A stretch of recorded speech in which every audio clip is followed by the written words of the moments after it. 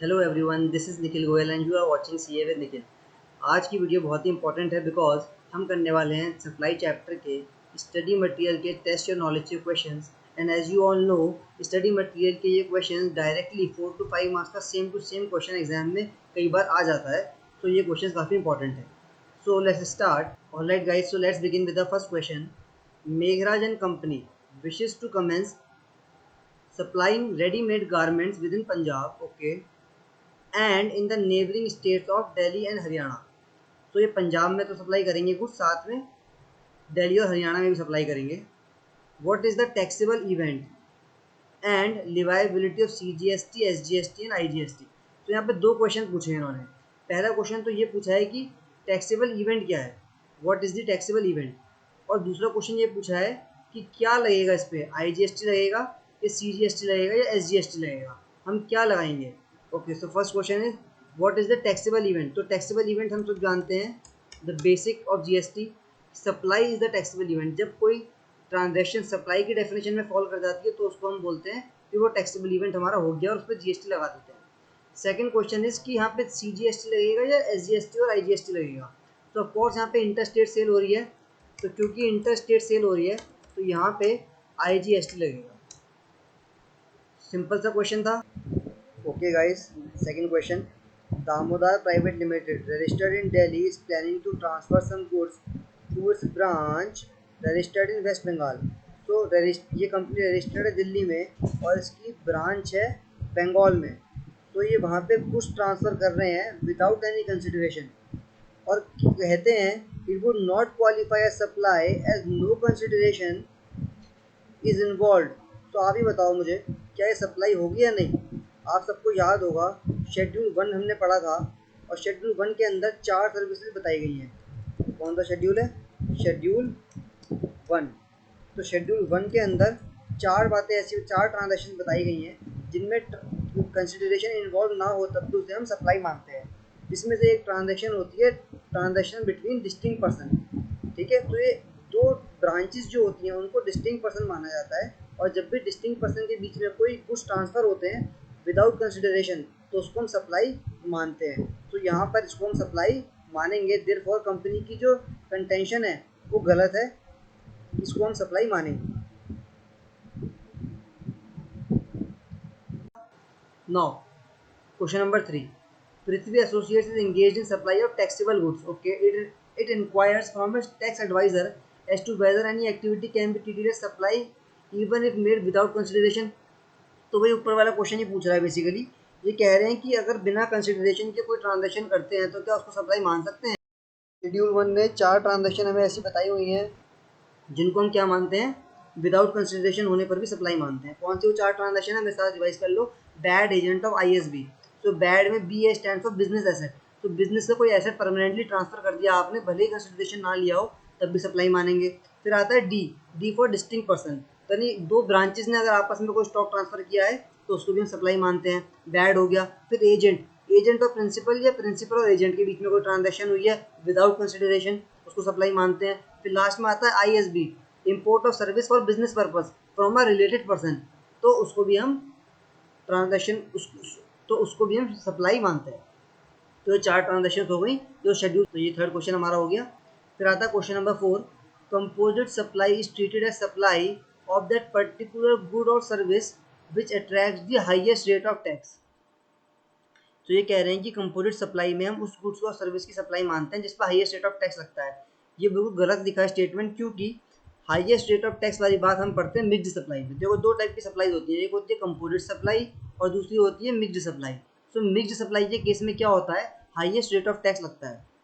और composite supply के case में क्या होता है, जो प्रिंसिपल सप्लाई होती है, प्रिंसिपल सप्लाई, उस पर जो रेट ऑफ टैक्स होता है हम वो लगाते हैं। तो सपोज आपको एक मोबाइल फ़ोन के साथ चार्जर मिला, मोबाइल फ़ोन पे रेट है 12% का और चार्जर पे रेट है 18% का। लेकिन क्योंकि ये कंपोजिट सप्लाई है तो पूरी वैल्यू पर मोबाइल फ़ोन की वैल्यू प्लस चार्जर की वैल्यू, टोटल वैल्यू आपने पे करी है, उस पर रेट लगेगा मोबाइल फ़ोन का, यानी 12% का। क्यों लगेगा 12% का? क्योंकि मोबाइल फ़ोन जो है प्रिंसिपल सप्लाई है, और कंपोजिट सप्लाई के केस में हम प्रिंसिपल सप्लाई का रेट लगाते हैं, ना कि हाईएस्ट रेट ऑफ टैक्स। तो दिस स्टेटमेंट इज रॉन्ग। फिर आता है question number 5। Transfer of title and और possession is necessary for transaction to constitute supply of goods. देखो दो टाइप की सप्लाई हो सकती है, सप्लाई ऑफ गुड्स या फिर सप्लाई ऑफ सर्विस। तो ये कह रहे हैं कि सप्लाई ऑफ गुड्स में टाइटल का ट्रांसफर होना साथ में पोजेशन का ट्रांसफर होना मैंडेटरी है, या फिर टाइटल और पोजेशन में से कोई एक चीज़ ट्रांसफर हो तो माना जाएगा। तो देखो इस क्वेश्चन का आंसर मैं आपको थोड़ा दिखा देता हूँ स्टडी मटेरियल में किस तरीके से इंस्टीट्यूट ने दिया है। तो देखो title as well as possession both need to be transfer for transaction to be considered as supply of goods. इनके अकॉर्डिंग दोनों चीज़ों का ट्रांसफर होना चाहिए, लेकिन फिर खुद ही ये अपना कुछ के एक्सेप्शन बताते हैं। In case title is not transferred, कहते हैं कि भले ही टाइटल ट्रांसफर ना हुआ हो लेकिन पोजेशन ट्रांसफर हो गया हो तो उसको हम मानेंगे क्या, supply of service in terms of schedule 2(1)B। देखो ये कौन सा केस है 2(1)B का, ये कंस्ट्रक्शन सर्विस वाला केस है। जब बिल्डर फ्लैट बना करके बेच देता है और पोजेशन दे देता है लेकिन टाइटल ट्रांसफर नहीं करता। मान लो एक बिल्डर है, उसने फ्लैट बना के बेच दिया किसी को और सामने वाले पर्सन को रहने का भी उसमें राइट दे दिया कि आप पोजेशन ले लो फ्लैट का।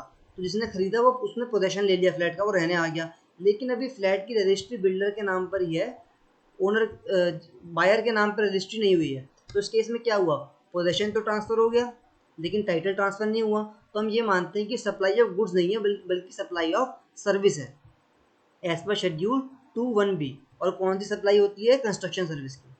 फिर आता है in some cases possession may be transferred immediately but title may be transferred at a future date, like in case of sale on approval basis और हायर परचेज एग्रीमेंट। बिल्कुल ठीक बात है। हायर परचेज एग्रीमेंट क्या होता है, जैसे मैं एक कार खरीद के लाया तो मैंने इंस्टॉलमेंट्स पे कार खरीदी, 60 इंस्टॉलमेंट्स है कार की, कार मैंने खरीद ली, कार मेरे पास आ गई तो मेरे पास पोजेशन आ गया, लेकिन मैंने इंस्टॉलमेंट्स अभी पे नहीं करी हैं, धीरे धीरे हर मंथ पे करूँगा। तो मेरी ओनरशिप नहीं हुई है कार की, अभी कार का ओनर अभी कार का डीलर ही है जिससे मैंने कार खरीदी, मेरे पास सिर्फ पोजेशन आया है। ओनरशिप कब आएगी, ओनरशिप मतलब टाइटल, ओनरशिप कब आएगी, जब मैं पूरी 60 इंस्टॉलमेंट्स पे कर दूंगा। सो ये होता है हायर परचेज एग्रीमेंट। तो हायर परचेज एग्रीमेंट में क्या होता है, पोजेशन तो हो जाता है ट्रांसफर लेकिन टाइटल ट्रांसफर नहीं होता। अब आता है सेल ऑन अप्रूवल बेसिस। तो सेल ऑन अप्रूवल बेसिस क्या होता है, सपोज मैंने किसी को गुड्स बेचे और इस कंडीशन पे बेचे कि वो घर जाके चेक करेगा, थोड़ा सा आपस में पूछेगा, पसंद आएंगे तो रखेगा, नहीं पसंद आएंगे तो वापस कर देगा, यानी वो मुझे अप्रूवल देगा थोड़े टाइम के बाद। अगर अप्रूवल देगा तो गुड्स उसके हो जाएंगे, अप्रूवल नहीं देगा तो गुड्स उसके नहीं होंगे। तो इस केस में क्या होता है, गुड्स तो वो ले गया यानी पोजेशन में है उसके गुड्स, लेकिन उसके पास टाइटल नहीं है यानी ओनरशिप उसके पास नहीं है अभी। ओनरशिप उसको तब ट्रांसफर होगी जब वो अप्रूवल देगा गुड्स का।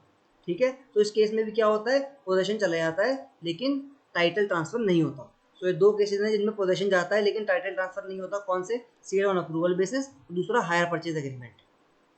तो ये एक क्वेश्चन था, फिफ्थ क्वेश्चन कंप्लीट हो गया हमारा। नेक्स्ट क्वेश्चन देखते हैं। अब आते हैं क्वेश्चन नंबर 7 पे। क्वेश्चन नंबर 7 में उसने कहा है कि आपको पहचानना है कि सप्लाई ऑफ गुड्स है या सप्लाई ऑफ सर्विस है। तो आप पहचानिए। देखो renting of immovable property, obviously आप मूवेबल प्रॉपर्टी का केवल इमूवेबल प्रॉपर्टी को केवल यूज करने का राइट दे रहे हो, मालिक आप खुद हो, तो this is supply of service. फिर आता है goods forming part of business asset are transferred और disposed of and no longer to form part of business. तो आपने गुड्स ट्रांसफर कर दिए, परमानेंटली ट्रांसफर कर दिए, तो जाहिर सी बात है ये सप्लाई ऑफ गुड्स है। फिर आता है next point, transfer of right in goods without the transfer of title in such goods. मतलब मैंने कुछ गुड्स ट्रांसफर करे, ठीक है, सामने वाला उन गुड्स को यूज कर सकता है लेकिन ट्रांसफर ऑफ टाइटल नहीं हुआ, without the transfer of title. यानी टाइटल मतलब क्या मतलब होता है, ओनरशिप। तो गुड्स मैंने दे दिया आपको यूज करने के लिए लेकिन मालिक अब भी मैं हूँ। सपोज मैं आपको ये लैपटॉप दे देता हूँ यूज करने के लिए, ठीक है, और बदले में आपसे कुछ चार्ज करता हूँ फीस, तो आप यूज करना, उसके बाद लैपटॉप मुझे वापस दे देना। तो क्या है, ट्रांसफर ऑफ गुड्स होगा या ट्रांसफर ऑफ सर्विस होगा, आप खुद बताओ। सप्लाई ऑफ गुड्स है, सप्लाई ऑफ सर्विस है। ऑब्वियसली सप्लाई ऑफ सर्विस है क्योंकि मैंने आपको लैपटॉप हमेशा के लिए थोड़ी दिया है, थोड़े टाइम बाद वापस मेरे पास आ जाएगा, तो this is supply of service. फिर आता है D point, transfer of title and goods under an agreement which stipulates that property shall pass at a future date upon payment of full consideration as agreed. सुनने में थोड़ा सा ये आपको ऐसा लगेगा कि बड़ी टफ लैंग्वेज है, लेकिन ये कुछ नहीं है, ये हायर परचेज का केस है। किसका केस है, हायर परचेज का। हायर परचेज में क्या होता है, मैंने ऊपर पढ़ाया था आपको।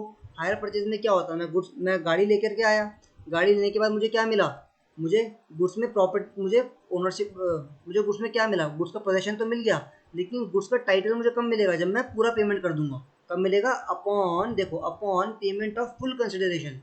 तो जब फ्यूचर में मैं फुल कंसिडरेशन पे कर दूंगा तब मैं उनका मालिक बनूंगा। तो ये क्या क्या होता है? ये भी ट्रांसफर ऑफ या सप्लाई ऑफ गुड्स होता है। भाई गाड़ी तो मैं घर ले आया ना, मुझे गाड़ी वापस थोड़ी करनी है, मुझे तो गाड़ी के बदले पैसे देने हैं, धीरे धीरे इंस्टॉलमेंट्स में देने हैं, लेकिन गाड़ी वापस थोड़ी करनी है, राइट? तो ये क्या है? ये सप्लाई ऑफ गुड्स है, सप्लाई ऑफ सर्विस नहीं है। अगर मुझे गाड़ी मैंने रेंट पे ली होती, मुझे गाड़ी वापस करनी होती, तो उसको हम सप्लाई ऑफ सर्विस मानते हैं। Examine whether the following activities would amount to supply under section 7(1) date with schedule 1। तो यहाँ पूछा गया है कि ये जो ट्रांजेक्शन्स हैं इनको सप्लाई आप मानोगे या नहीं मानोगे। सो अगर आपने सप्लाई की डेफिनेशन पढ़ी होगी सेक्शन 7 में तो आप इसका आंसर ठीक से कर पाओगे। तो मैं आपको थोड़ा सा रिकॉल करा देता हूँ। तो देखो, एज पर सेक्शन 7 किसी भी ट्रांजेक्शन को सप्लाई हम कब मानते हैं? जब उसमें दो एलिमेंट्स प्रेजेंट होते हैं। पहला एलिमेंट है कंसिडरेशन, यानी वो ट्रांजेक्शन आपने कंसिडरेशन के लिए करी हो। दूसरा एलिमेंट है for the purpose of business, यानी बिजनेस के लिए करी हो। ये दोनों चीज़ें अगर प्रेजेंट हैं तो उस ट्रांजैक्शन को हम सप्लाई मानते हैं अंडर जीएसटी। अब शेड्यूल 1 क्या कहता है? शेड्यूल 1 कहता है ये दो में से जो पहला एलिमेंट था ना, कंसिडरेशन, अगर ये प्रेजेंट नहीं भी है तो भी हम उसको सप्लाई मानेंगे, लेकिन कब मानेंगे? तो केवल 4 ट्रांजैक्शन बताई हैं ऐसी। वो 4 ट्रांजैक्शन याद करने के लिए मैंने टेक्निक बनाई है, वो ध्यान से सुनो। Bad agent of ISB, bad agent of ISB। सो पहली ट्रांजैक्शन जो है वो है बिजनेस एसेट का permanent transfer. So bad agent of ISB में BA stand for business asset. तो बिजनेस एसेट अगर आपने परमानेंटली ट्रांसफर कर दिया विदाउट कंसिडरेशन तो उसको हम सप्लाई मानते हैं। फिर BAD, बैड में D stand for distinct person. अगर डिस्टिंक्ट पर्सन के बीच में कोई ट्रांजैक्शन हो रही है विदाउट कंसिडरेशन तो उसको भी सप्लाई मानते हैं। इसका एग्जांपल है स्टॉक ट्रांसफर। अगर मेरी दो ब्रांच है, एक दिल्ली में, एक महाराष्ट्र में, और मैं दिल्ली की ब्रांच से महाराष्ट्र ब्रांच में स्टॉक ट्रांसफर कर रहा हूँ विदाउट कंसिडरेशन, तो उसको मैं सप्लाई मानूंगा एज पर शेड्यूल 1। तो दो ट्रांजैक्शन ये हो गई। तीसरी ट्रांजैक्शन है डिस्टिंक्ट पर्सन के बीच में, तो तीसरी ट्रांजैक्शन है agent of to principal, principal to agent. तो अगर एजेंट ने प्रिंसिपल को कुछ ट्रांसफर करेगा, प्रिंसिपल ने एजेंट को, विदाउट कंसिडरेशन, तो वो भी शेड्यूल 1 में कवर्ड है, उसको सप्लाई मानेंगे। तो bad agent of ISB, bad cover हो गया, एजेंट कवर हो गया। अब ISB stand for import of service for business from a related person. फिर से, import of service for business from a related person without consideration आपकी schedule 1 में cover हो जाएगी और सप्लाई मानेंगे। अब देखते हैं क्या पूछ रहे हैं। Sulekha manufacturers have a factory in Delhi, ठीक है, इनकी फैक्ट्री दिल्ली में और डिपो है मुंबई में। Both these establishment are registered in respective states. तो आपको इसको देख के क्या समझ आ रहा होगा कि एक दिल्ली में इनकी फैक्ट्री रजिस्टर्ड है, डिपो मुंबई में रजिस्टर्ड है। तो दो अलग अलग ब्रांचेज हो गई, डिस्टिंक्ट पर्सन हो गए। तो डिस्टिंक्ट पर्सन के बीच में अगर कुछ ट्रांसफर होंगे तो क्या हो जाएगा? शेड्यूल 1 के अंडर कवर हो जाएंगे और सप्लाई मान लेंगे। तो देखते हैं, finished goods are sent from factory in Delhi to the Mumbai depot without consideration। तो जैसे ही वर्ड नजर आए विदाउट कंसिडरेशन, आपका दिमाग सीधा शेड्यूल 1 पे पहुंच जाना चाहिए। तो शेड्यूल 1 पे पहुंच गए हैं और इन्होंने विदाउट कंसिडरेशन स्टॉक ट्रांसफर किया है बिटवीन डिस्टिंक्ट पर्सन, तो इस पे सप्लाई इसको हम मानेंगे as per schedule 1। Part B देखते हैं। Raman is an architect in Chennai, his brother who settled in London is a well known lawyer.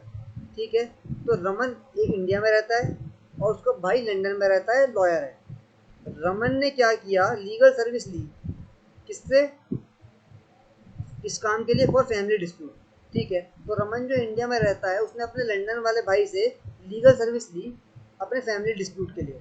तो ये क्लियर केस है इम्पोर्ट ऑफ सर्विस का विदाउट विदाउट कंसिडरेशन। ठीक है, तो ये क्लियर केस है इम्पोर्ट ऑफ सर्विस का from related person without consideration. तो शेड्यूल 1 लग जाना चाहिए, लेकिन नहीं लगेगा। ध्यान से देखो, इसने ये सर्विस किस काम के लिए ली है? ये सर्विस ली है इसने अपने फैमिली डिस्प्यूट के लिए, ना कि बिजनेस पर्पस के लिए। अगर बिजनेस पर्पस के लिए ली होती तो शेड्यूल 1 लगता, क्योंकि शेड्यूल 1 में क्लियरली लिखा है। मैंने क्या बताया, शॉर्टकट क्या बताया? Bad agent of ISB। ISB मतलब import of service for business from a related person. तो बिजनेस में यहाँ मिसिंग है, देयरफॉर ये सप्लाई की डेफिनेशन में कवर नहीं होगा। C point, would your answer be different if in the above case Raman has taken advice in respect of business, तो डेफिनेटली दोनों बात तो यहाँ पे अगर बिजनेस के लिए ली होती इसने सर्विस, इसने सेम सर्विस अगर बिजनेस के लिए ली होती तो शेड्यूल 1 लग जाता और उसको हम सप्लाई की डेफिनेशन में कवर कर लेते। तो yes, answer would be different, it would be covered under supply as per schedule 1। तो क्वेश्चन नंबर 6 आपका कंप्लीट हो गया। So question number 8, determine whether the following supply would be treated as supply of goods और supply of service. Same ऊपर वाला question की तरह है, आपको पहचानना है कि सप्लाई ऑफ गुड्स है सप्लाई ऑफ सर्विस है। सो टेम्पररी ट्रांसफर, देखो जैसे कहीं पे आ जाए टेम्पररी ट्रांसफर तो मुझे थोड़े टाइम के लिए ट्रांसफर कर रहे हैं, तो this supply of service. Okay, this is supply of service. So temporary और ट्रांसफर और परमिटिंग यूज और enjoyment of any intellectual property right, तो this is supply of service. फिर क्या आता है, एनी ट्रीटमेंट और process which is applied to another person goods. ये कौन सा किस चीज़ का, ये कौन सा केस है मैं आपको बताता हूँ, अगर आपने पढ़ा हो तो आपको याद आएगा। ये केस है जॉब वर्क का। जॉब वर्क में क्या होता है, देखो एग्जांपल से बताता हूँ। सपोज मैंने एक अपनी मेरे को अपनी शर्ट स्टिच करवानी है, सो मैं टेलर के पास गया, कुछ क्लॉथ लेके गया अपने साथ, मैंने कहा ये क्लॉथ लो और इसमें मेरे अकॉर्डिंग एक शर्ट स्टिच करके मुझे दे दो। उस टेलर ने उस क्लॉथ से एक शर्ट स्टिच करी और वो शर्ट मुझे दे दी। सो अब आप मुझे बताओ, उस टेलर ने मुझे गुड्स सप्लाई करे हैं या टेलरिंग की सर्विस सप्लाई करी है। बहुत ही ईजी है, उसने मुझे टेलरिंग की सर्विस सप्लाई करी है, क्योंकि मटेरियल तो मेरा था, उस मटेरियल में उसने कुछ चेंज कर दिया, कुछ प्रोसेस लगा दिया अपने अकॉर्डिंग, और उस प्रोसेस को लगा के मुझे अपनी पसंद का प्रोडक्ट मिल गया। सो ये क्या है, उसने एप्लीकेशन ऑफ प्रोसेस किया, सो क्या बोलते हैं हम, जॉब वर्क, और ये सप्लाई ऑफ सर्विस है। So this is supply of service. So ये डन हो गया हमारा, एनी ट्रीटमेंट और process which is applied to another person's goods. फिर आता है transfer of title and goods. ये तो कुछ सिंपल ही है, गुड्स का टाइटल ट्रांसफर कर दिया, यानी आपने किसी और को मालिक बना दिया गुड्स में, यानी गुड्स बेच दिए, तो this is supply of goods, this is supply of goods. Question number 8 भी डन हो गया। आते हैं क्वेश्चन नंबर 9 पे। The goods supplied on hire purchase basis will be treated as supply of service. बिल्कुल गलत स्टेटमेंट लिखा है, ऊपर हम 3-4 बार पढ़ चुके हैं अब तक कि जो गुड्स सप्लाई होते हैं हायर परचेज बेसिस पे, उसको हम सप्लाई ऑफ सर्विस नहीं सप्लाई ऑफ गुड्स मानते हैं। मैंने आपको कार वाला एग्जांपल दिया था ना, आप कार परचेज करके लाते हो तो आपको कार वापस थोड़ी करनी है, कार तो आपकी हो गई, तो उसने आपको गुड्स सप्लाई करे हैं, सर्विस सप्लाई नहीं करी। अगर उसने टैक्सी की सर्विस दी होती है आपको कि आप मेरे से कार ले जाओ और कार यूज़ करके वापस दे देना, तो वो सप्लाई ऑफ सर्विस होती। लेकिन जब उसने कार आपको दे दी, भले ही हायर परचेज पे दी, उससे क्या फ़र्क पड़ता है, कार तो आपको दे दी ना, तो this is supply of goods and not supply of service, तो this is a wrong statement. आप लिख के आएंगे this is supply of goods.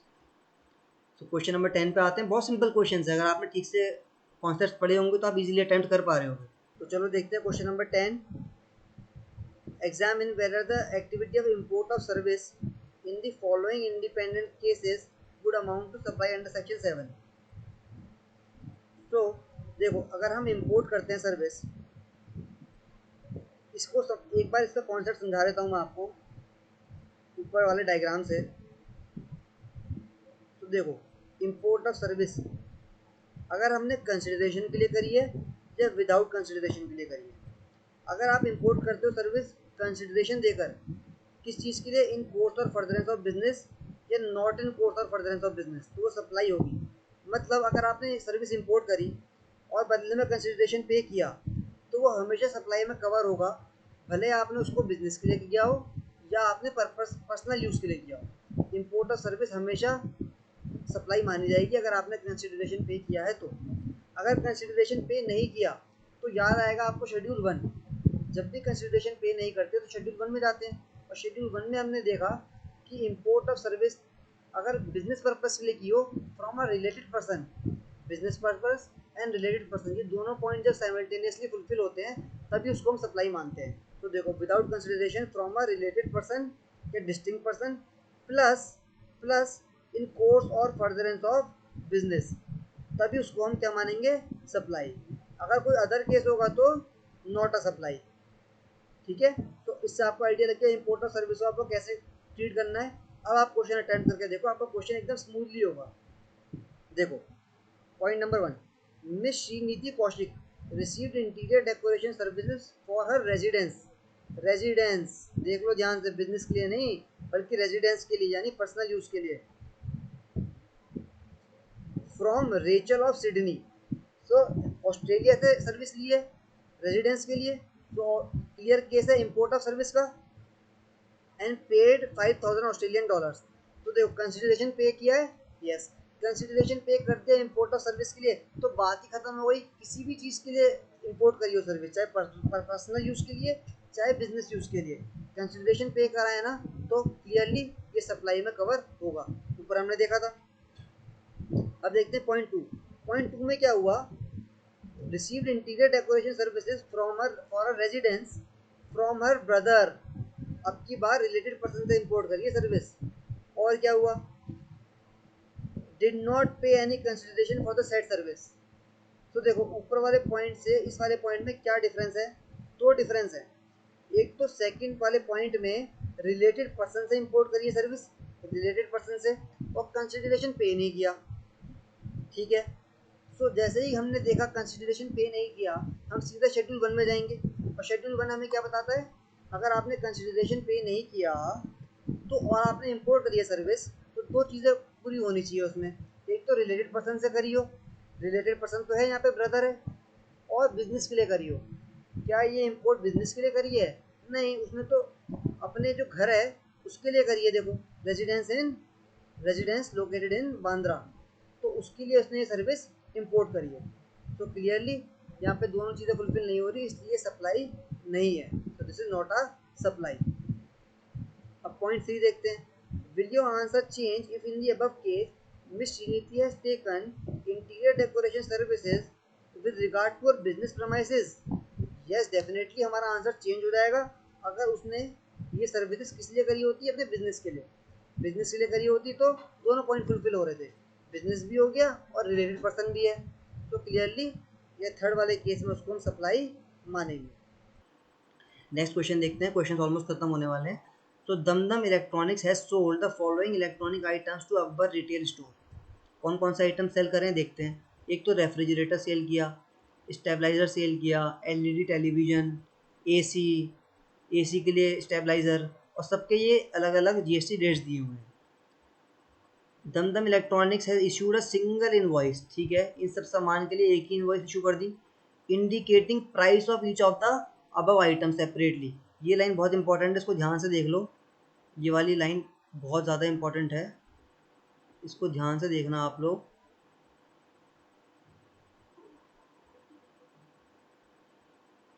This line is very important, इस लाइन को आप लोग ध्यान से देखना।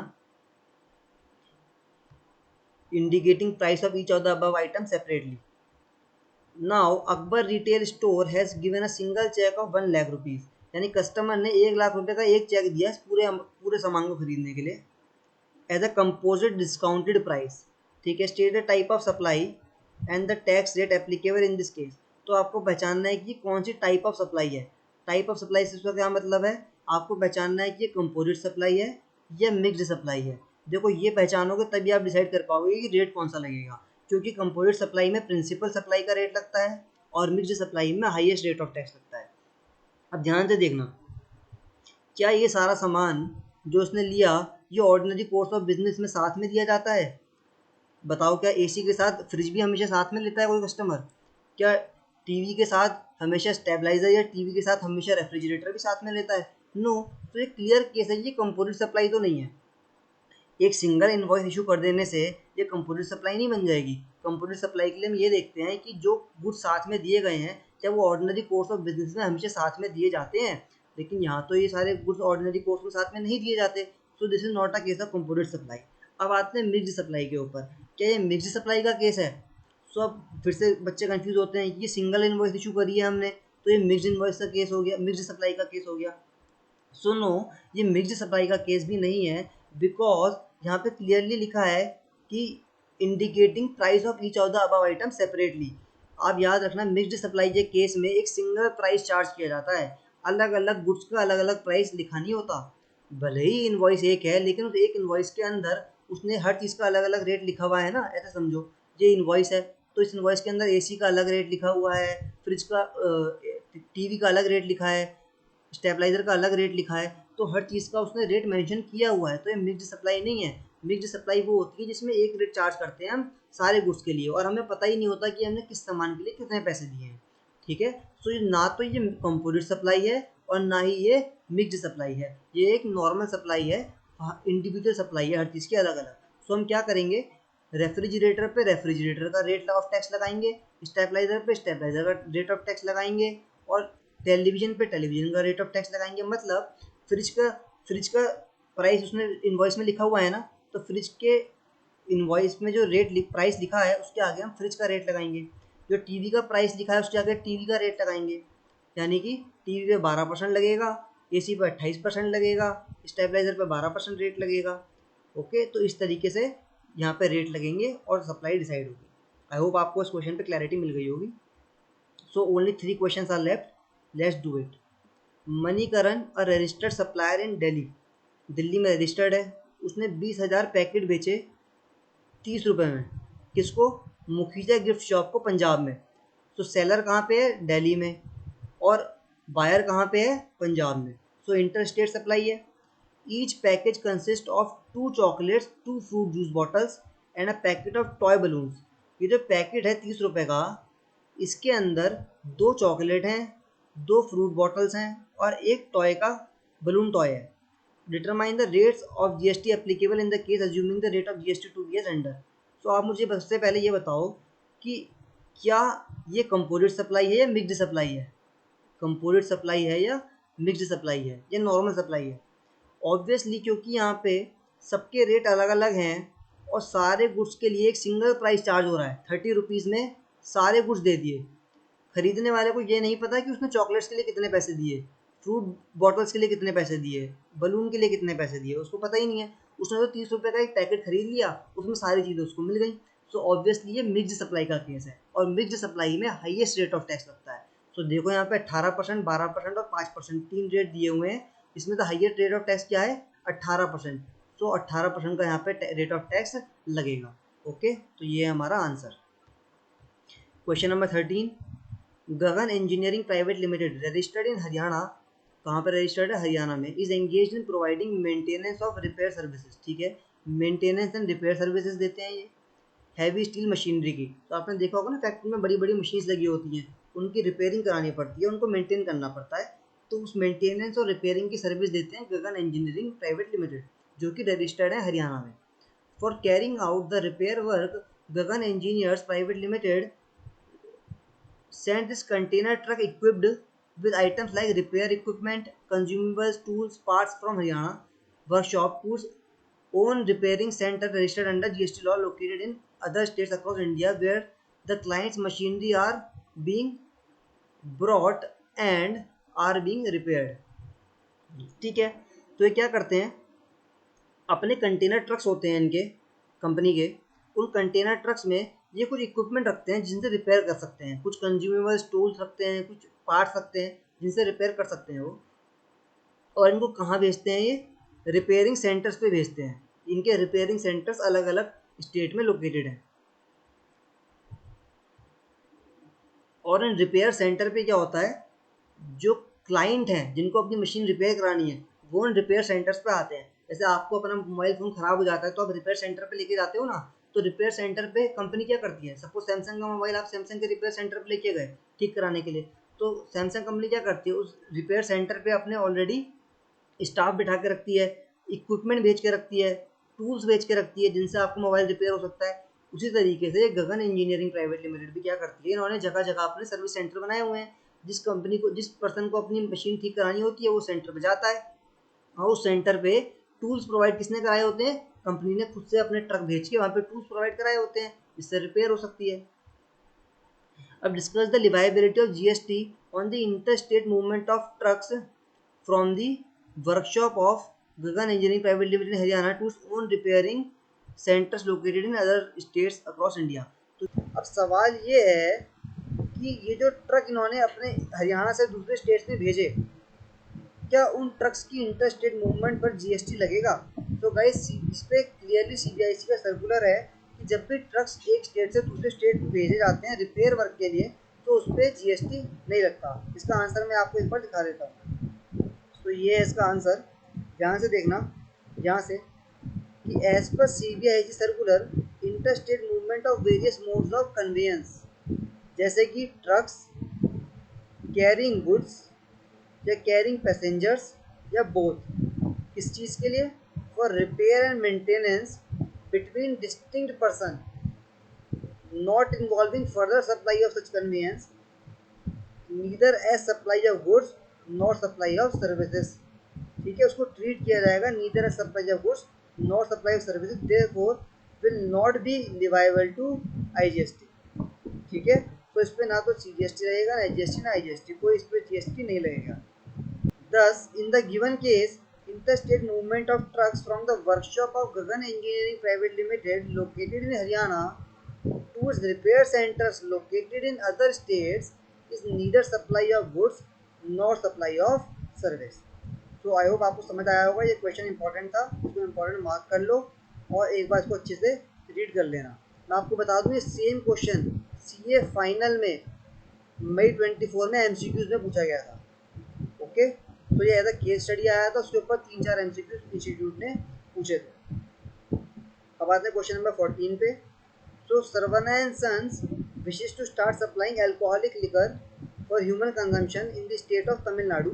तो Sarvana and Sons को लिकर बेचनी है तमिलनाडु में, और सब जानते हो लिकर सेल करने के लिए गवर्नमेंट से पहले लाइसेंस लेना पड़ता है, तो उस लाइसेंस को लेने के लिए लाइसेंस फी पे करनी पड़ती है। तो यही क्वेश्चन है, इन्होंने लाइसेंस लिया तमिलनाडु गवर्नमेंट से और बदले में इन्होंने क्या पे किया, देखो, therefore it applies for license to the Tamil Nadu government for selling liquor for which the state government has charged specified fee from it। मतलब लाइसेंस फी चार्ज करी है गवर्नमेंट ने, तो बताना है आपको कि जो लिकर के लिए लाइसेंस दिया गवर्नमेंट ने और बदले में लाइसेंस फी चार्ज करी, क्या उस पर GST लगेगा? तो भाई सब जानते हो अल्कोहलिक लिकर पे GST नहीं लगता है, अल्कोहलिक लिकर पे अभी भी वैट लगता है।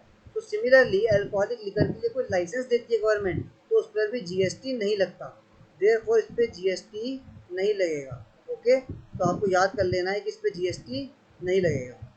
तो 14 के 14 क्वेश्चन हमने कवर कर लिए in less than half an hour. इसी तरीके से हम सारे चैप्टर्स के टेस्ट और नॉलेज के क्वेश्चन कवर करेंगे।